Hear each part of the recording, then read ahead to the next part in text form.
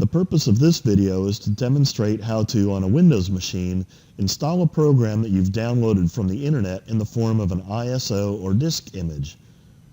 A common or traditional way of acquiring a program is to buy either a physical CD or DVD disc from a bricks and mortar or online store, put that disc into an optical drive, and then install it into Windows by running a setup or install file contained on that disk.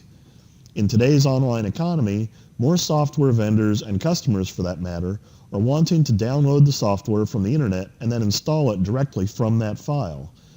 There are a few ways to do this, but with larger programs like Windows, MS Office, or other large multi-gigabyte install files, it's very common to download that file in the form of an ISO or disk image file.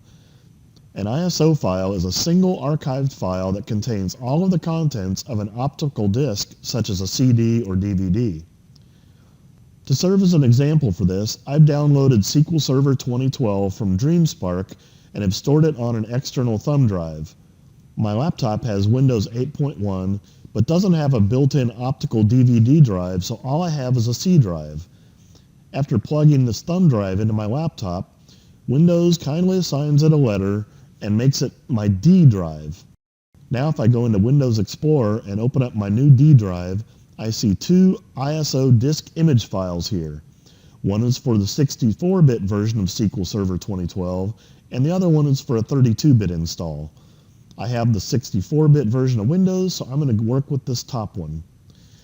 Now starting with Windows 8, Windows is able to work with and install off of this ISO disk image directly. If you have an earlier version of Windows, you can go to this URL here and install this utility that allows the functionality on Windows 7 or earlier. Since I have Windows 8.1, I'll now show you how to do this. If you right-click on the file, all you have to do is select Mount. If you wanted to create a physical optical disk for storage, or just have a physical disk laying around with that ISO image on it, you can click on that and then it would burn that ISO image onto an optical disk. If I wanted to do this, since my machine doesn't have a physical optical drive, I'd have to go get an external one such as this for a couple bucks down at Best Buy and then do that, but I don't want to go to that trouble, so I won't.